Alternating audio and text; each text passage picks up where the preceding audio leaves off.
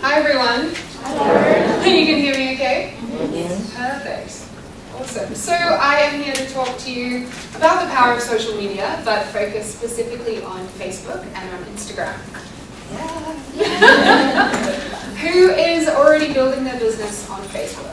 Okay, most of you. Perfect. Instagram? A few. LinkedIn? Literally everyone should have their hands up now. I'm glad I didn't turn around. Anyone working on Twitter? Okay. So, I mean, I'm not a big fan of Twitter. The best brands on Twitter, they tweet 34 times a day. Who has time for that? When you're trying to build a business, that's insane. So we also don't have time for it in this workshop. So if anyone is, we can chat to you about it later. But for now, Facebook and Instagram is what I'm going to be going through with you. It's split into two sessions. This first session with you guys is going to be pretty much me talking to you about the strategy and sharing some tactics around content and how to engage the right audience for you. And then after the break, when you've had a coffee hit, that's when we'll be literally walking through the back of our Facebook Ads Manager. I'm going to show you how we set up our ads, what's been working, what hasn't been working, and for those of you that have laptops, we can follow along. I've noticed that my Instagram doesn't work from the Wi-Fi, so if anyone else has noticed that too, a couple. Okay, so that's cool. I'm going to cover one practical thing in Instagram, but we'll send out the slides afterwards so you can action it after the session. Okay, I feel like you guys know what Future Females is now. One important thing to say is that really our community is housed on Facebook. Everything we do in Future Females is underpinned by social media. Until we had this membership platform, all of our chapters and our community was housed in a Facebook group. And then Instagram is pretty much how most of our ambassadors have come to us. So it's been a really powerful channel for us to grow our business, both members and ambassadors. I also run a business called the Growth Academy. So the Growth Academy is an e-learning platform. We help entrepreneurs to grow their businesses online and primarily focus on Facebook and Instagram training, which is probably why I'm talking about this topic with you today. This was founded 2.5 years ago, and it's me and Fast Company, so proud. We were called one of the most innovative companies thank you, in 2017, and back then all we did was Facebook and Instagram training. So very excited to share some of it with you today.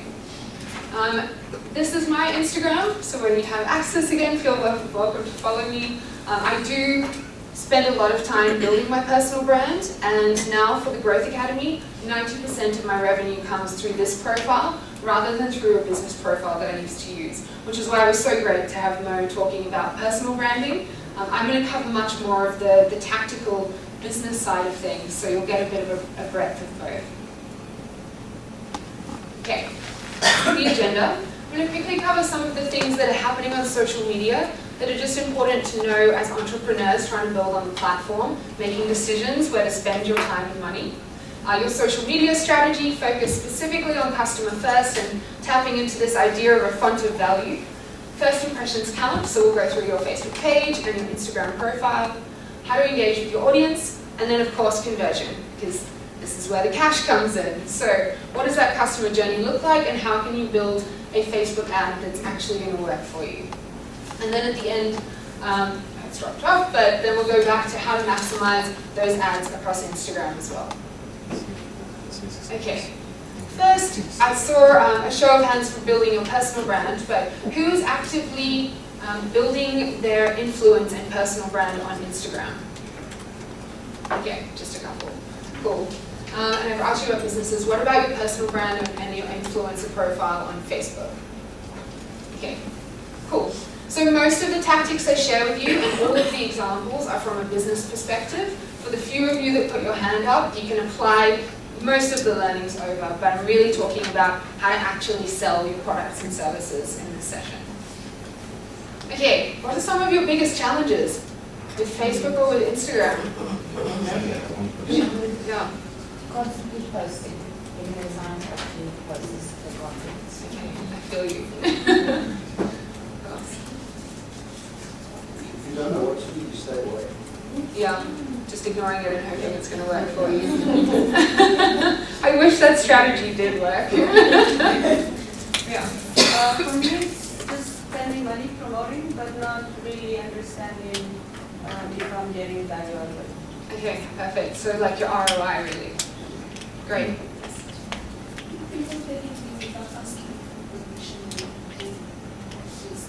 Oh really? You must be creating beautiful content. But very frustrating. Yeah. So one of my biggest challenges is actually being able to post on my laptop on Instagram instead of Okay, that's a good one. Remind me when we get to scheduling, I can share a couple of the tools that we use. Managing the responses, it's not for a personal page, but for a business page. Managing the queries and getting into the right departments and making sure that it's followed up on and the client is happy. That link between the actual where the problem is and where the client is. Okay, so social media for service as well as just sales. Great, perfect. So just tying into what you just said in terms of the responses, it's not a challenge per se, it's just more a question and not triggered it. It's just if you have Facebook and Instagram, managing negative responses, and I think the platform for Facebook for negative responses is way more like powerful than for Instagram necessarily. And how do you manage those negative responses to damage your brand or your business? Yeah. And that's a really good one. I've definitely had some personal experience with that as well. So would you avoid Facebook and just go on Instagram just to avoid that whole like negative marketing in a way that possibly, I don't know. So the short answer is no, you just need a good way to manage it when it does pop up. I used to share a screenshot, but I took it down because Adele says no one swears in Namibia. But it says, it was this post and it was like, who the F is Lauren Dallas? And then all these people commenting underneath it. And that was on Facebook. And then it got copied over onto Instagram. So it didn't feel good, but you just need to have, I guess, a mental as well as a practical way to manage it. And ideally, to just answer that right now, you just want to take the negativity out of the public space and into the private. So just saying, look, I'm not sure what the issue is, but why don't you DM me? Anyway, we'll cover this. And I hope that I will touch on all of your points throughout our few hours together. Please interrupt me as I speak. This is, like, I love talking about social media. You'll see that, so I can get on a roll. If you're not following, and I think there's all different levels of kind of skill set probably in here, and different evolutions of business. So just interrupt me as we go, so we can make sure the understanding is happening all the way through. Cool. Okay, what is happening on social media? So Facebook and Instagram are massive, right? Whatever business you have, it's very, very likely, it's almost definite. I would almost guarantee that your customers are on Facebook or Instagram or both. Actually, didn't put the stat on here, but I read it's 35% of over 75s now have an Instagram profile. That's insane, that's amazing. My grandma has an Instagram profile. And I didn't even set it up for her.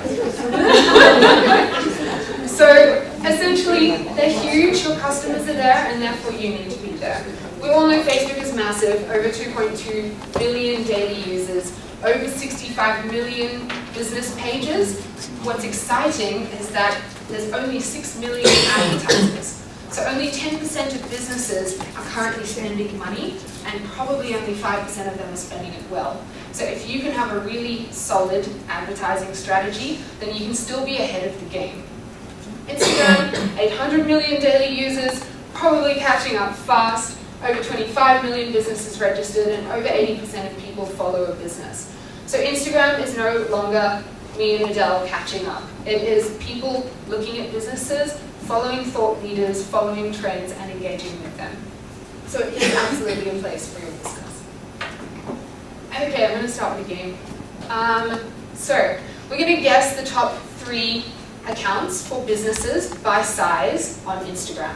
So not celebrities, but actual businesses who are building on the platform. Go. Yeah. Adidas. Adidas. No, but similar. Nike. No. Someone say Nike. Yeah. Nike is number 2. Coca-Cola. No. I'm sure they're not far behind. Apple. Apple. No, let me give you a couple of clues. So the number 1 is... Some of these. So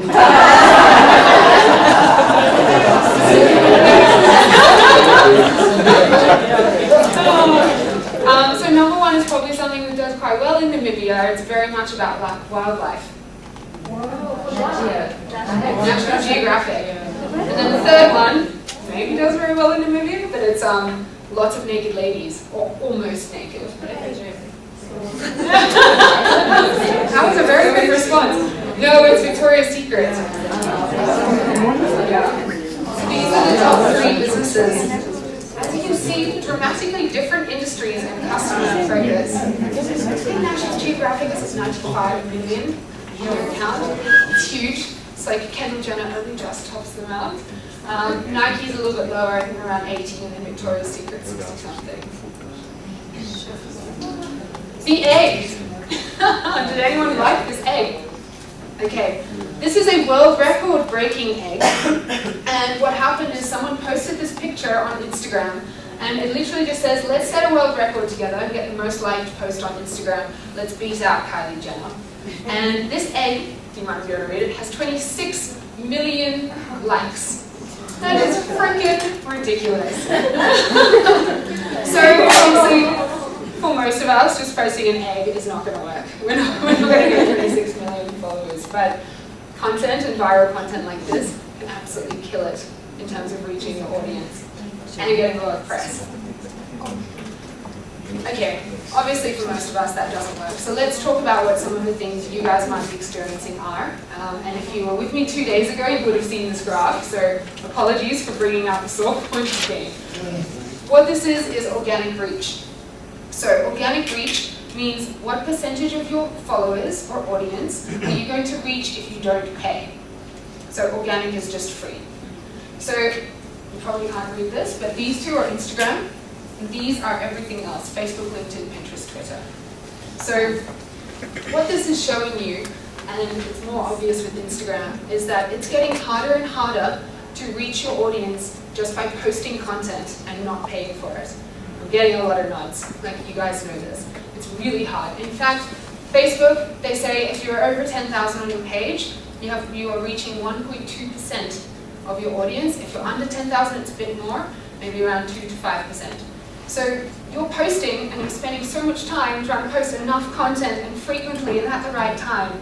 But actually, for small business owners, this is just scratching the surface, right? Instagram is still great. You can still reach, say, 25 to 35% of your followers. If you're very small, you're probably reaching a lot more because it's your friends and family, or my grandma. But it's also declining. So Facebook actually owns Instagram. They also own part of WhatsApp. Some of you probably know that. But that's also why Instagram has started to go in the same direction as Facebook, because they're adopting the same algorithm. Okay, I mentioned a couple of reasons why this is happening. One is there's more content than ever before, of course. Everyone is getting onto the social media bandwagon if they're not already, and there's so much pressure to just post more to stand out and reach more. So the amount of content is huge. There's no more chronological feed. Does anyone remember when you used to just post on Instagram and it was like just sorted by time of day? Yeah. Those were awesome days. As a business, you just have to keep posting and you're at the top. That is unfortunately no longer the case, as you've seen. Now it is using the algorithm that I mentioned. And this means that it's sorted using a whole bunch of factors. I'm going to share some with you, but people spend way too much time focusing on the algorithm and trying to beat it. But what it means is you'll be shown to your audience by relevance, which is very hard for you to actively control. Much harder than just posting at the right time of day, right? And then this bottom thing is called the 10% rule. This one's such a hard one. So this is where if I post onto Instagram, it is only being shown to 10% of my followers first, my most active 10%. Based on how much they engage with that content, Instagram and Facebook then decide what proportion of the other 90% are actually going to see it. Which really means, if you think about it, you're kind of in a race against yourself to keep creating better and better and better content, which is genius for them because that's what they want on the platform. But it can make it really hard for you. So this is why I'm going to cover content, but you can also just check out Mo's awesome video on YouTube now from when he talked about content on Thursday evening. I'm going to focus on actually making money, which is developing your sales funnel, using money in to get money out. So this is a view of, I sell a program called Social Media Mastery, the one that we're giving away today, and this is a view of my Google Analytics. It doesn't really matter what all these numbers are, but the point is 95% of my sales, they came from a single funnel, and I'm going to show you how to build your own from Facebook and Instagram. 20% of the sales came from Instagram. So if you are willing to invest and experiment with even a little bit of cash, then you can build something profitable and scale from there. And the content that you're putting out, it matters for building the know, like, and trust, but it doesn't really matter for your bottom line. That's how I like to have security and operate my business. Oh yeah, do you guys know this dog? His name is Taco, which is adorable. So he is the founder of Instagram's dog. It's one of the very first posts ever put on Instagram, and it got probably actually has been beaten by Kylie Jenner too now. But even back then, it had 90% of everyone on Instagram had liked this photo. And even Taco's pup got 80,000 likes when they posted his photo a couple of years ago. Anyway, my point is, you need to do it now.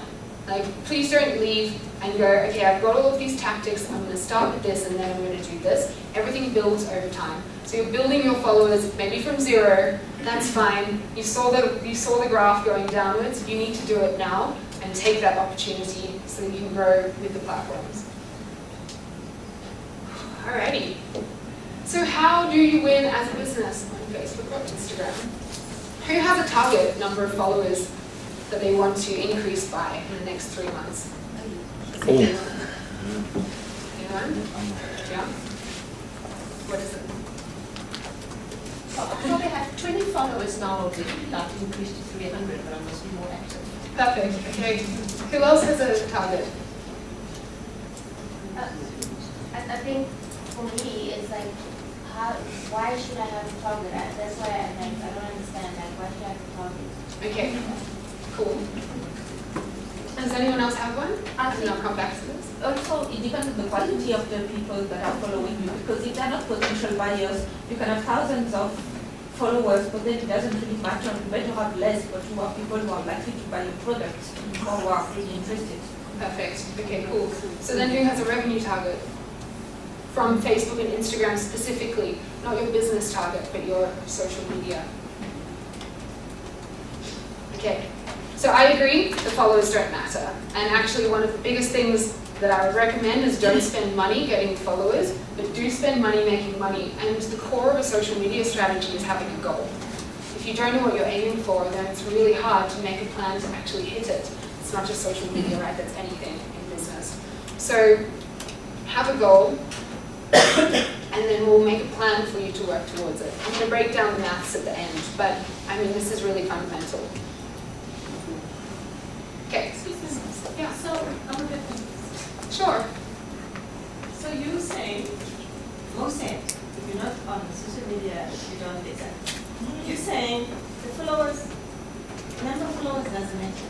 Yeah. Everyone on social media is all about the number of people that you have, and now you're confirming that the quality of the followers. Yeah. So I might follow you. I know someone that is a quality follower. So how do you? Sure. So followers are what's considered a vanity metric. So I go to your account and I see you have 10,000 followers and I go, wow, that's awesome. And you go, cool, I look like I have a lot, I'm great. I look like my business exists, I look like I have a lot of action, etc. But maybe you're not making any money. It's a vanity metric.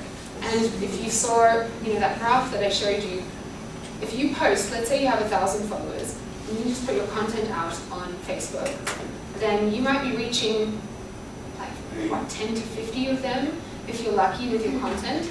And so if you spend a lot of time and energy getting that 1,000 to 2,000, you're only maybe reaching then 20 to 100 people with your content. And so rather than focusing and getting 1,000 new followers, that's a substantial amount of time and effort invested with very little outcome. Whereas if you focus on building an ad strategy, which is what I'm going to share with you, and on getting actual revenue from the platform, then it doesn't matter so much if it's 10,000, 20,000, etc. Does that make sense? Okay. Yeah. It also probably matters what your goal is. If it's brand awareness for a brand, or if it is lead generation to measure the sales that it converts to, that would make a difference. Absolutely. I mean, if people don't know you exist, then they're not going to buy from you. In fact, like along with the lines of what Mo was saying, you need to have 8 interactions with someone on average before they trust you enough to buy from you. That's why social media is so great, because that could happen in a week, whereas in the offline world, that could be taking months. So absolutely, understanding point for awareness, you do want to be growing your following, but I would suggest focus your effort on building a single solid ad strategy, bringing in money, and then you have a little bit of freedom and potentially even resource to hire a staff member to help you then on the brand awareness. Okay. This is what I'm going to be walking through with you guys today. So this is how to grow on social media. It's a model that I developed with a colleague of mine, and it's what we have used in our own business. She works for one of Africa's leading travel companies, and it's what they use, and it's what we use with our clients in business school and in membership too. So it's very simple. Essentially, you start with your strategy, and as much as that's a goal, it's also good for your customer. Who do you actually want to reach on social media? If you don't know that, then you're just creating content out of the top of your head and not knowing if it's going to land. It goes like this, starting at create. So next you move to create. Once you know who you're creating content for, then it's much easier to create it. So this is where your brand and your personal brand comes into play. This is where you're actually creating the physical posts, or the videos, or the stories, whatever content format you choose. And then it's where your calendar, so your posting calendar comes into play as well. So how often do you want to post? How often do you have capacity to post? Okay, you've created content that meets your customer's persona and their needs. Next, you want to connect with them on the platform. So it's not enough to just know who your ideal customer is, but where do they live in this world of social media? And by that I mean, like, what accounts are they following so that you can reach them through them? What's your path to them? What hashtags might they be using or following? And what locations might they be in? And then are there businesses in those locations? Like how we all tagged in at F&B this morning. So if there was a Future Females competitor, they might be smart to go onto Instagram right now and be like following all of the people who have just checked in at our workshop. So you want to find where they actually are within social. Then of course you need to engage them. So just like with a platform, build it and they will come. That doesn't work on social media. You don't just post your content and people randomly discover you. You actually need to put it in front of them.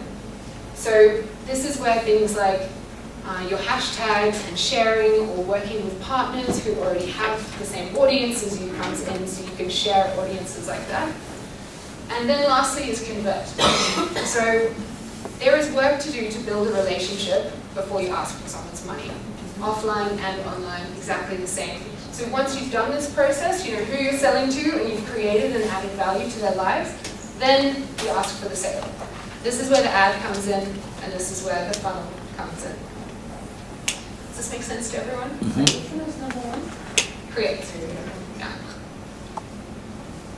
Any questions on this?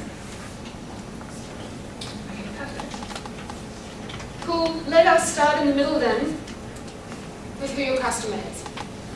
So, who has a customer persona? Yeah? Awesome. Okay, this is one example of a customer persona. It is literally a profile of an individual who is your hypothesis of a best customer. So who already has customers? Yeah, most of you. Can you visualize right now for me the person who is your absolute best customer? You're like, I wish I just had 1,000 more of this person. Yeah. Okay, that's your persona, guys. That's as simple as it is. We were talking about, like, if you try to do everything to everyone, you end up being nothing to no one. This is a trap that so many people fall into in social. You're like, but I can also help entrepreneurs and entrepreneurs and leaders and those people over there. It's like, no, help the one person who you want to reach the most, and then more people like them will be attracted to you. So it doesn't have to look like this. My personas are like literally scribbles or a whiteboard marker on a window next to my laptop. But the goal is you need to have at least this information on them. So I like to give them a name. We use this in our team as well. We're like, oh, you know, this post is for Sasha. You don't have to do this, but it anchors it. So what is the name of your best customer? What is their age, their location, their job? You can build out as much demographic information as you want, but these are the key, because then we'll obviously translate this into how to reach and target them. What are their aspirations? What do they actually want to be, and why? What's keeping them up at night though? What is their biggest pain point? What do they really need or want? And then what is their favorite social media channel? Because obviously that's where you want to be. So, for example, one of our personas is actually a girl on our team who now fits the Future Females persona. We would say her name is Sasha, she's 26, she's based in Cape Town, and she's a marketing coordinator. But she really wants to be an MCC manufacturer, so champagne. Because she wants to own her own business and she loves drinking champagne. But she's kept up at night thinking, how will I get the funds for this? Where do I even start? Will a partner take me seriously if I approach them? Etc., etc., etc. What she really needs or wants is someone to show her how it's done. And her favorite social media channel is Instagram. That information then allows me to create so much content and really relevant ads for Sasha. Does anyone want to do that? That's a question. The favorite social media channel, I mean, in some countries it really varies. Like if you go to the Chinese market, they don't have the normal ones. How do you find out from each country what is it that people really use? So the best thing is to actually speak to your customer. That would be ideal. You're like, isn't there another way? So what I do is I post into a Facebook group where there is a group of people united by a common interest. So it might be like champagne lovers. And I would say, I'm working on a program to help people build champagne businesses or build startups. Does anyone have 10 minutes they can talk to me about? And then I'll get on the phone and I will ask them these questions. So if this was a hard exercise for you, it's actually quite tough if you're not in business and if you don't know your customer intimately. So just ask them. Just ask them. And if you don't want to, then you could create an online survey like the one Mo had us to fill in, post that into groups, and then take some insights from there. What's really useful if you do this research actively with your customers is the vocabulary as much as the actual reasons. So the way that they describe their goal, the goal might be make money, but like an ad that says make money is not going to work, right? It might be, you know, I really want to make money so that I can travel 13 countries next year. And you're like, ooh, cool. Then you translate that, chuck it on your ad, and see how it goes. Does anyone want to give this a go? Like, yeah? Is that a yes? Awesome. Yeah, I'm just gonna, touch base at Love the it. face, yeah? Yes.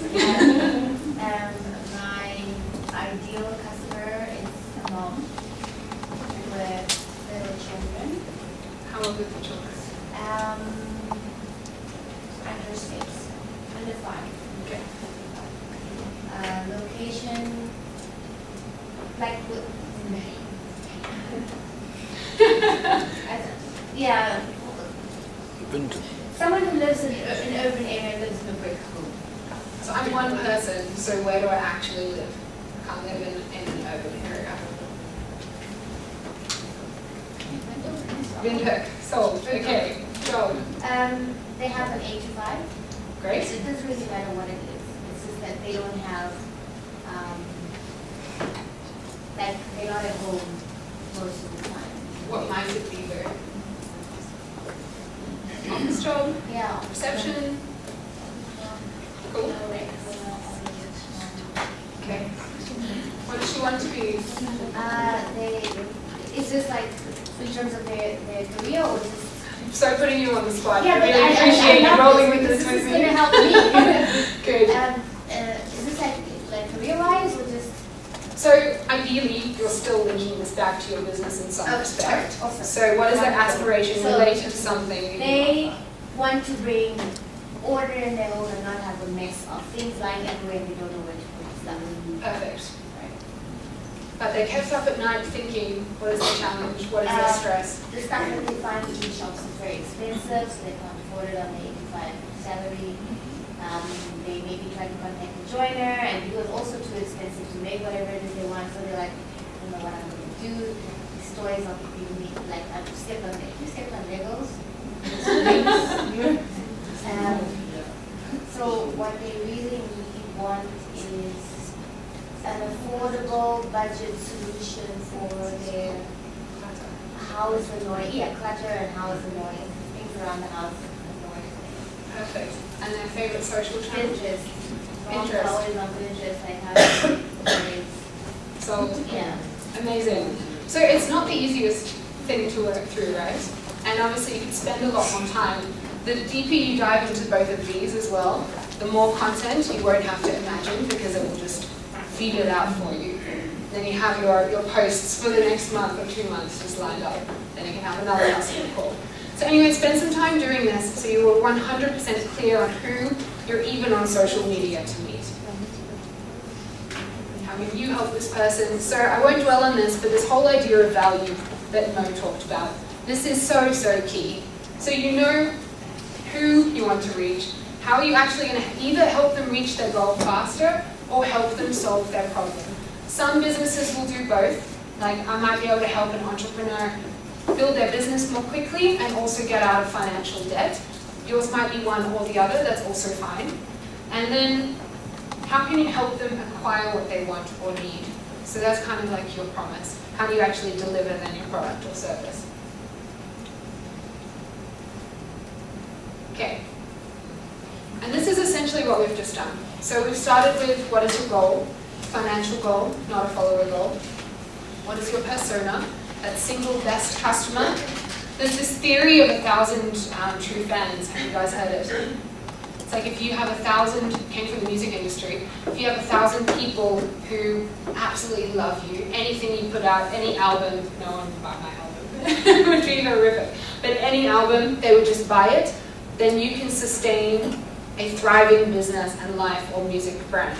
So I guess if you keep that in mind when you're building a one person, you're like, there are 1,000 of those best customers out there for you, it's just reaching them.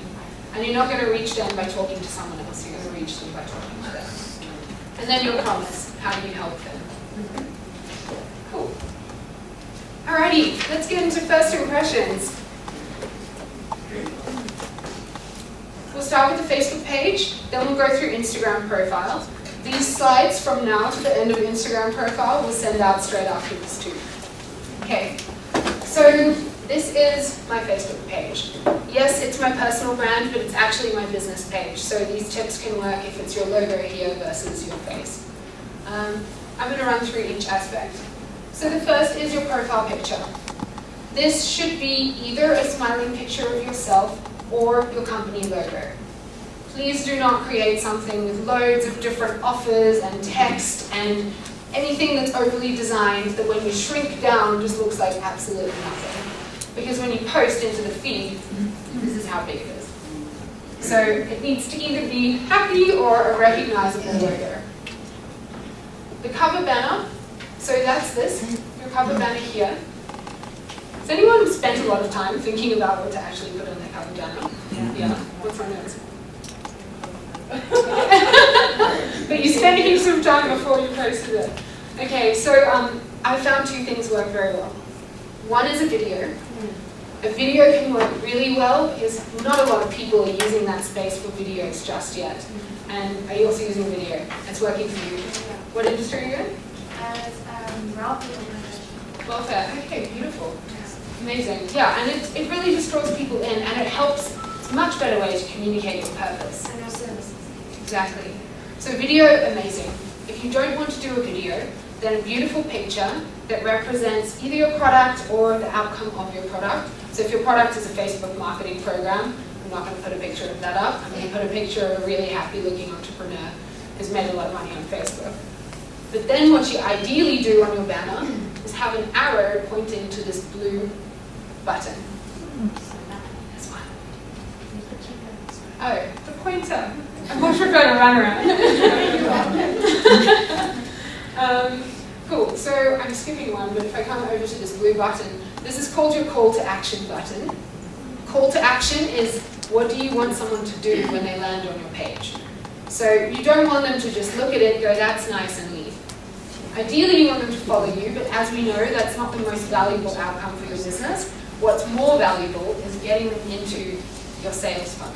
So do they go and book an appointment with you? Do they visit your online store?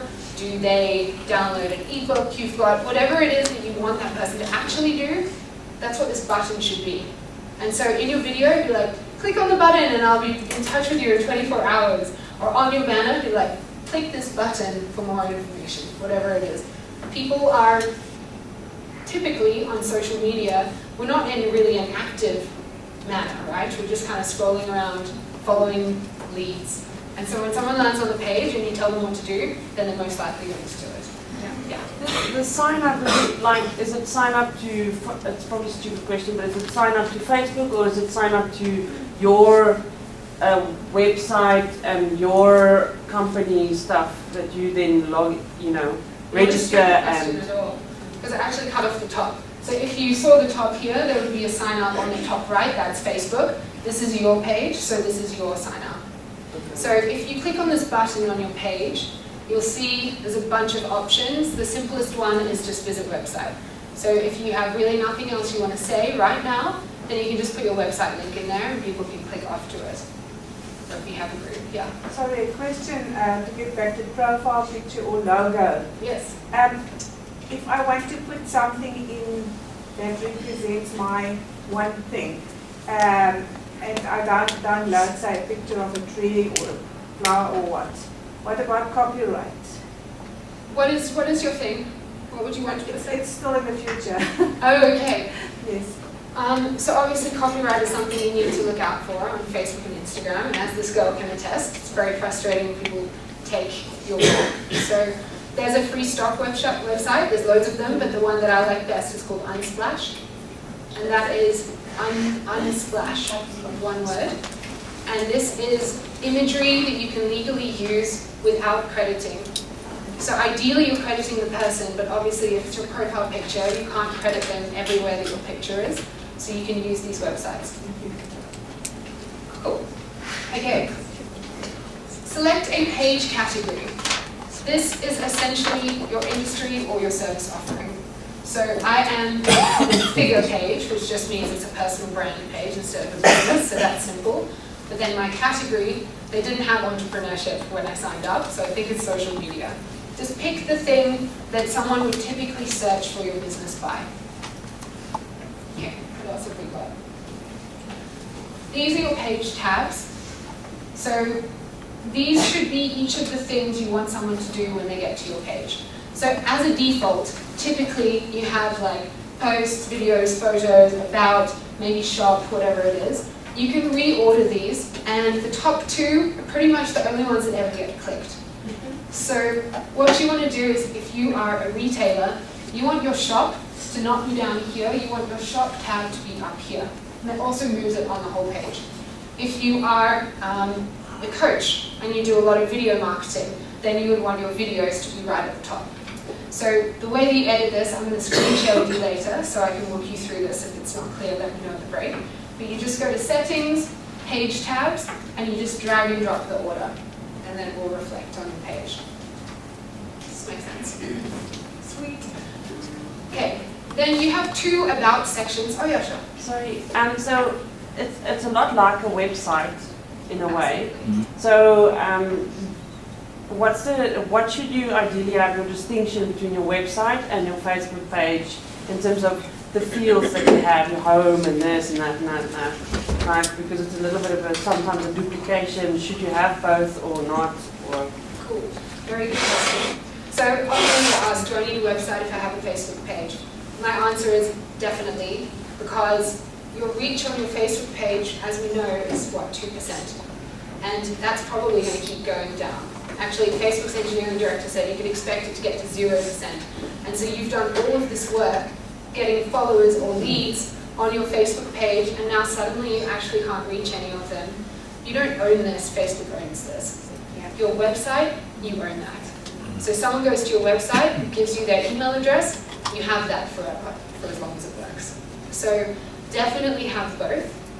In terms of duplication, the way to think about your Facebook page is just, what is the action I want people to take? And then structure your entire page around that action.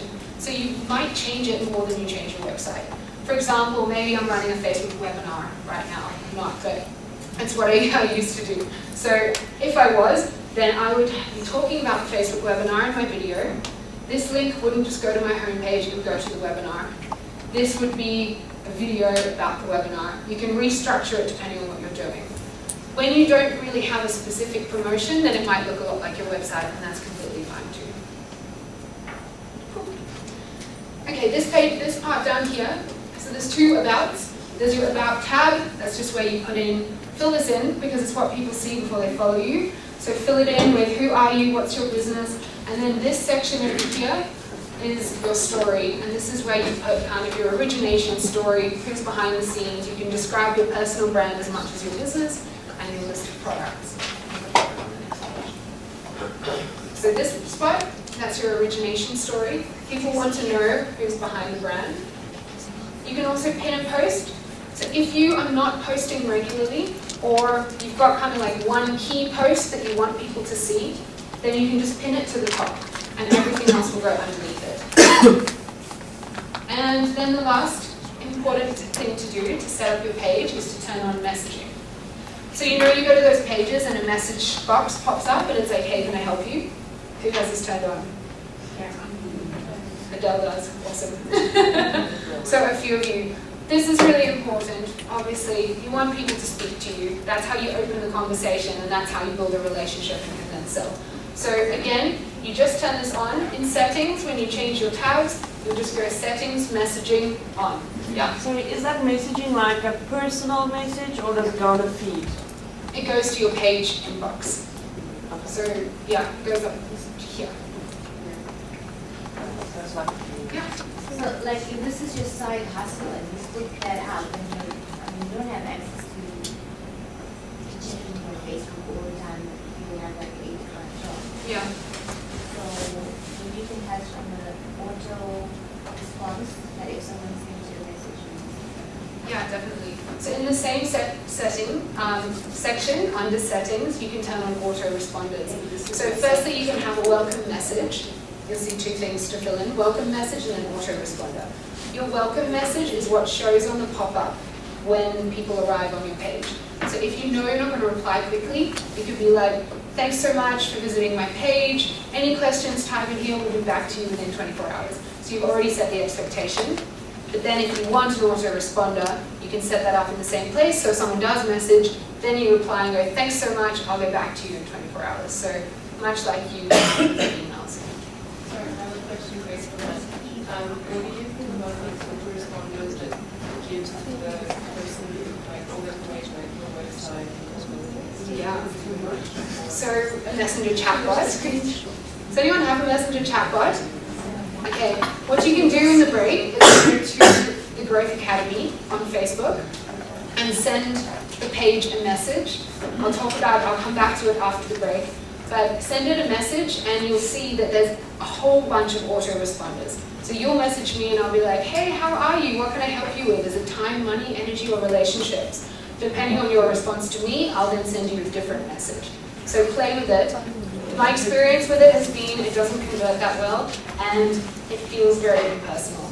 People reply and they're like, I didn't want the energy thing, I just wanted to ask you about a talk you're doing next week. And then your autoresponder is like, hey, check out my ebook. So to get it right, it takes a lot of time. So don't ignore it, but if you're just starting and you're optimizing your page, number 1, set up an ad that works, number 2, do messaging chatbots, number 3 out of 10. reading between the lines, I think the question might be like, if you were to work a website address into your autorespons. Oh, okay, that's a great idea. We become more sophisticated again. Yeah, that's absolutely. Put it in your autoresponder, people will click on. Yeah, like, I mean, like if your autorespons is like a long message, get to you right now, blah, blah, blah, and then like your website address, and then if you have other information, maybe your email address as well. Do you think that's a good idea? Or? Absolutely, great idea. Yeah, because if you're not going to get back to them quickly, then ideally they're taking action themselves, right? So yes. Okay, Instagram.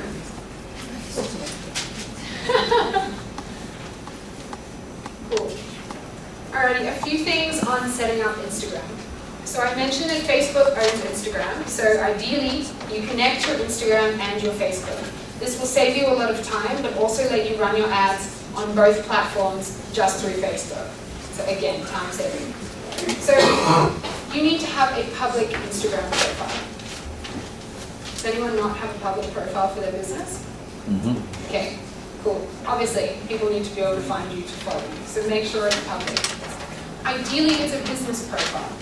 There was this myth that if you had a personal profile for your business, that people would follow you more and that your content would get seen more, but that's not really the case. When you set it up as a business. If anyone's already set it up as personal, see me after and I'll just change it over for you. But it has to be business because then you get your analytics. Then you know who's following you, do they meet your persona or is it someone different, who's engaging with your content, at what time, when, etc. You need the analytics to make good decisions. And then the third is it should be linked to your Facebook account. Is anyone not sure how to link the accounts? Okay, so I think this works even with the Wi-Fi. So you just go into your Instagram and go to your settings, which is, so you have the burger menu on the top right, which is the 3 lines. Called the burger menu. Maybe I just called it that. Anyway, underneath the burger is where your settings live. So you click into settings, then you click into account. They do hide this, to be perfectly fair. And then click into linked account. So for anyone writing this down, instead of doing it, burger menu, settings, account, linked account. So you can actually link your Instagram to Facebook, Twitter, Tumblr, something in Asian symbols, and something in Japanese symbols, like all of the available different social platforms you can link your Instagram to. This is so worth doing because then you don't need to post your content on each platform.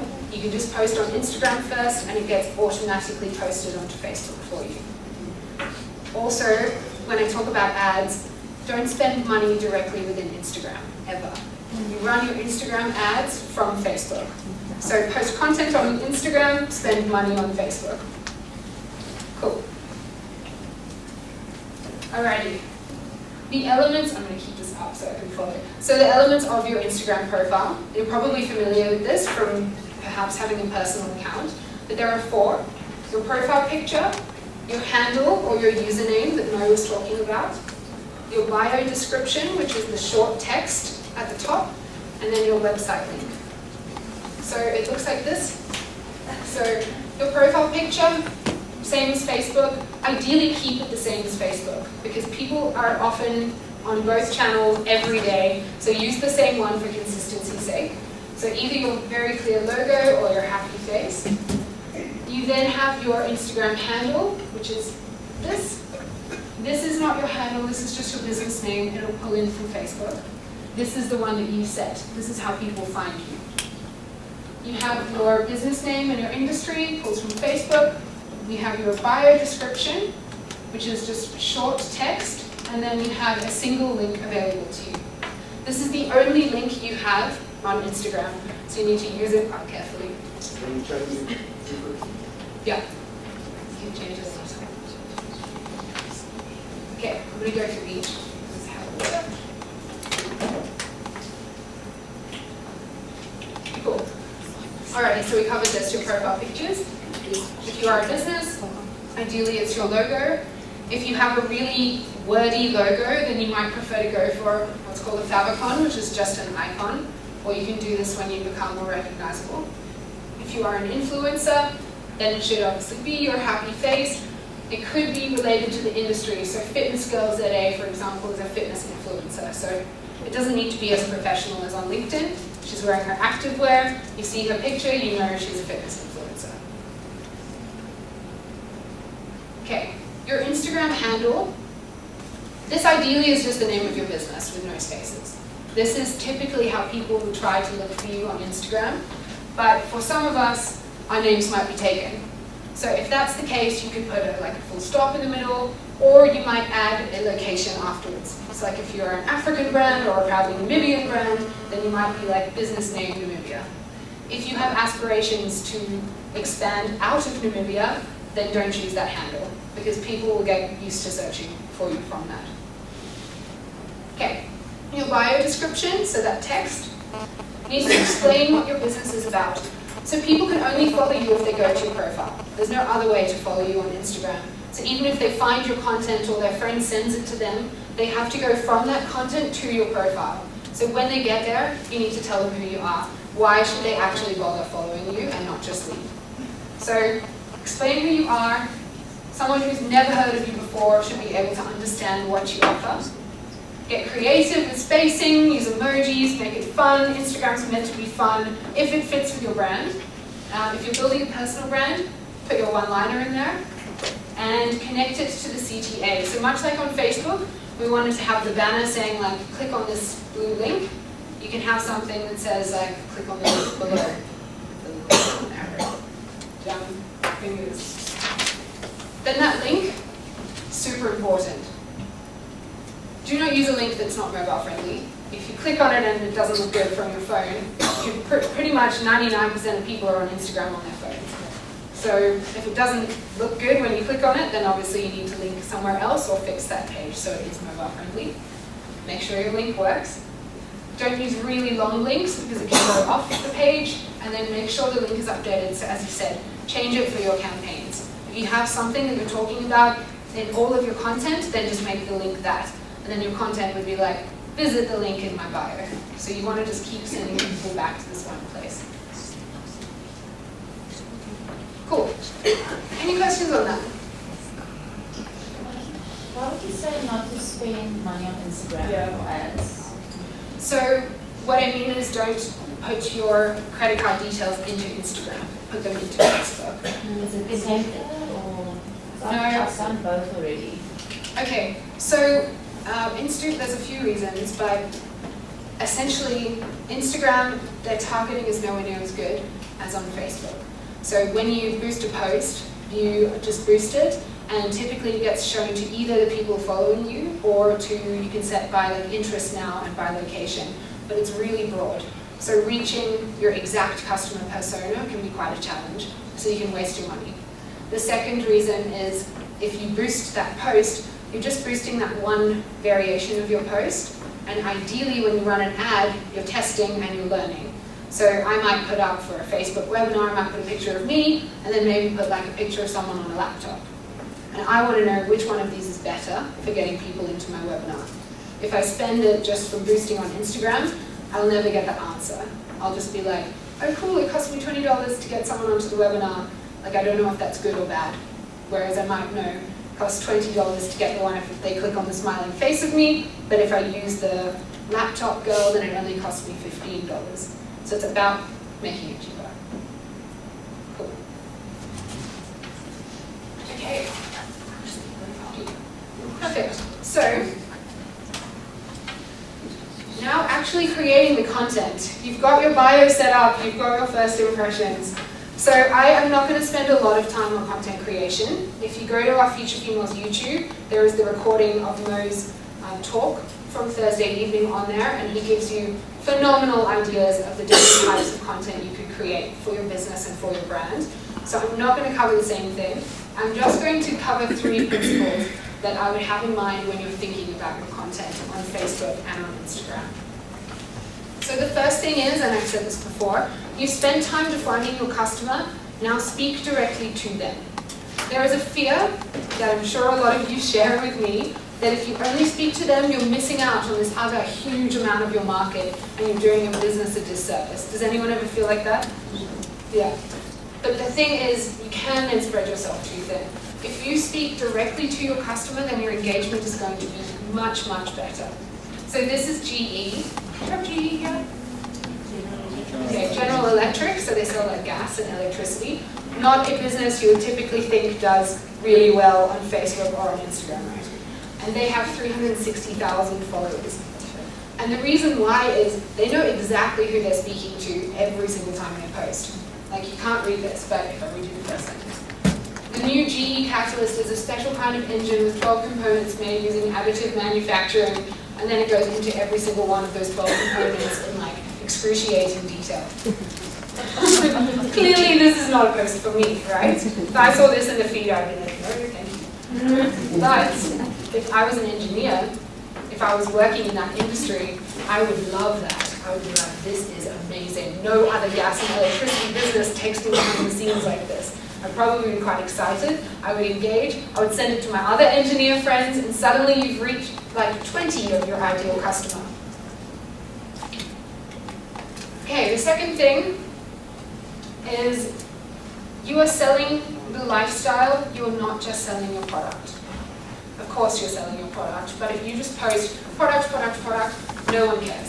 They literally do not care. They're there for value, and often the value is just, what is that dream? If someone buys your product, how are they going to feel? What is their life going to look like? What is that goal that you're helping them to achieve? How can you visualize that? So this guy I showed on Thursday, but I'm showing him bigger now because you guys couldn't see. But as you can see, he lives in Bali, and he is like surfing and under waterfalls and just looking really fit in all of his photos. Whoever was there, don't answer, but what do you think he's selling? No, but he probably could. Lifestyle. So his product is, before I tell you, he made $1 million in 1 month from Instagram and YouTube. And he has 30,000 followers. But what he's actually selling is an online training on how to do affiliate marketing. So just how to make money online selling other people's products. You don't see that, but you go, wow, if he's living this amazing life, then I definitely want to buy that product so I can also live this life. This is what people are following. That's what I'm following. Okay, that's like way opposite end of the spectrum. What if you have a physical product? How do you kind of make it a little more tangible? It really still is about selling the lifestyle, but also the product. So rather than just posting pictures of your product itself, I know this takes more work, but how do you show both and show the brand? So this is Happy Socks. I don't know if you guys know it. It's 585,000 followers, so massive. And every single picture has the socks. Can you imagine if it was just flat layer socks? It would look like an online store. This is saying people who buy these socks, they're like having a life of your dreams. They're on Vespas, they're skateboarding, they definitely don't have to go to a day job. And they're like, I want that, I want those socks. I'm simplifying it, but I mean, this is what's working. Yeah. Just check out Wearing Socks. That's our version. Is it? Really? How does Wearing Socks. Send it to me. Okay. I'm gonna have a look. Cool. Well, I'm sure they're doing a similar thing. Okay, cool. And the third thing is then, it's not about you, it's about them. And this is really the same thing. Just think about what your customer really wants. If you are your customer persona, which often we're building a business that is something that we want ourselves, then before you post, just ask yourself, like, would I really share this? Would I comment on this? Would I like this? So often I've gone to post because I'm like, oh, it's been a day, and I'm like, this is just a bit crap. Like, I would not, if I saw this in my feed, I wouldn't engage. It's quite simple, and it's like that. I put this up, it's for Shini, which I saw you do have here just outside, 77,000 followers. Just because you're talking to one person doesn't mean you only need to talk about the one thing. So for Shini, for example, you can see who their persona is, right? And we know that they sell fashion. But they're not just talking about fashion. They're talking about a well-rounded woman. They're talking about leadership, about beauty, about self-confidence, about role models, and about fashion. Because all of those things attract me, and then I'll still buy the clothes. I don't need to see a picture of a dress to buy clothes from Fashini. I might want to hear a story about a female leader. Okay, oh, that was two still. Okay, the third is see your content. Think about how people are seeing your content and in what format. So this is one of my absolute favorite Instagram accounts. It's called The Brand Party. What's really cool about it, as you can see, is their whole grid is like matched together, and when they post, it shifts and it still makes sense. It's beautiful. Like the time spent on this must be insane. And they're selling branding services. So you see this, right? I would maybe want to buy these branding services. But I don't see it on their profile first, because I don't know who they are. I see it in the feed, whether it's on Facebook or on Instagram. So I'm not seeing this beautiful thing, I'm just seeing this, or this thing that says he tip. What the hell is that? I'm not going to buy branding services from HeTip. Exactly. So think about where people are actually seeing your content and does it work for them, not just for you. And for most of us, we're not building beautiful grids anyway, and our posts do work individually, but yeah. Okay. A few things that work when it comes to content creation. Faces get 38% more likes. Happy faces. To be honest, I haven't tried unhappy faces, but faces get many more likes. It is about being social, connecting with an individual. Images with a single dominant color get 17% more likes. So if you ideally have a few colors or even one really dominant color in your business, try to have this in each of your photos. Then even if you're not spending a lot of time building a beautiful grid or spending a lot of time on the design of your Facebook page, your content is at least united in some way. So mine is easy because mine's blue. So I just wear blue, take photos in front of water, take photos on blue walls. It doesn't need to be over-engineered, but just pick that dominant color. Should see them like, there's a blue wall, let's go! Images of negative space get 29% more likes. And actually, so negative space is just, you're not filling the whole picture with stuff. So it could be like you see this one, it's mostly white around me, or I'm like off center. This one's not as important. How this does work though is like don't cover your picture with words. Your words go in your caption, the picture is the picture. And then images featuring blue, convenient for me, as a dominant color get 24% more likes. Yeah. The numbers on your pictures are the amount of likes, is that correct? It might be likes. I think that is likes. I cut it off. Yeah. So yeah, actually yes, this is my most liked, or it was my most liked a couple of weeks ago.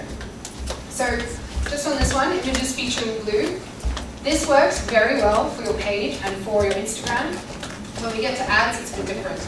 It's Facebook, actually Facebook is white now, but a lot of people still have Facebook looking blue. And so if you post only blue banners, sorry, it's like so dry in here. If you post only blue banners, then you're like, the video is dry.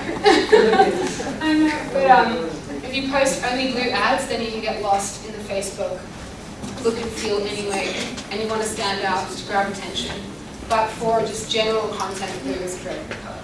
But the blue, is it only for you that it works, or in general for everybody? Oh yeah, these are not stats just for my account. These are overall stats. Yeah, so for everyone, but on average. I was reading that it's blue and red. Red too. That works well in advertising in general. Okay, awesome. So red also. Anything that stands out. And red is particularly good when you're selling, right? People associate that with sales. Yeah. Cool. This is Mo's video. It's on YouTube. You look for him. There you are. It was an awesome talk. If you want more on content creation, then definitely go and have a listen to this later. Alrighty. I've got 5 minutes before the break, so I'm going to get through connect and engage. It's not, I'm not going into a lot of detail. So, let's do connect. You've defined your persona. Now you just need to find, like I said, where they are on Instagram and Facebook. I actually gave you these examples as well. But an exercise that you should definitely do is going away and finding your people. Don't just post and hope, find them and interact. So there's a strategy called follow to follow back. This is an Instagram strategy. It is not It probably doesn't have the best reputation because a lot of people do this in a spammy way or use a bot. But if you're doing it in an authentic way, what I mean is you're finding someone who's following your competitor. I'm a yoga studio, they're following another yoga studio. So I find the account for that competitor, I look at their followers, and I go and I'm like, oh, you know, I think Karen might be interested in my brand. So I'm following her, but I'm also actually connecting. I'm like, hi Karen, I see you're in my area, would love you to come and check out my offerings. You know, maybe throw a discount in there. So you are introducing yourself, and then someone will follow you back. The second way is by hashtags. So, glad we just used a yoga example. You just search, type in any hashtags, and these are just keywords related to your business. So if you're a yoga studio, this is an art, not a science. You might look up like yoga Namibia, yoga Windhoek, fitness, health instructor, whatever it is. Find people posting using that hashtag and do the same thing. Introduce yourself. And similarly, I mentioned by location. You can do this by like geographical location, or you can do it by other business, like tagged location, both on Facebook and on Instagram. Don't just follow and hope they're going to follow you back. Like that's the strategy that doesn't really work and has a bad reputation. But if they are genuinely in your top 1,000, they're one of your 1,000 true fans, then actually talk to them, understand what they want, understand their needs, and then you'll know how to sell to them.